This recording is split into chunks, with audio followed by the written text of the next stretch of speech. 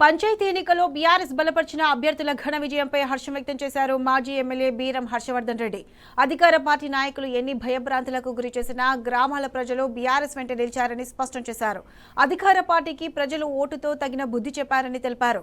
సాతాపూర్ సర్పంచ్ ఎన్నికల కౌంటింగ్లో జాప్యం చేసిన అధికారులపై చర్యలు తీసుకోవాలని డిమాండ్ చేశారు. ఎంపీడీసీ, జెడ్పీటీసీ ఎన్నికల్లో అధికారులు సక్రమంగా విధులు నిర్వహించేలా ఈసీ చర్యలు తీసుకోవాలని కోరారు హర్షవర్ధన్ రెడ్డి. ఎన్నికల్లో బీఆర్ఎస్ పార్టీ గణనీయమైనటువంటి స్థానాలను గెలుచుకొని చాలామంది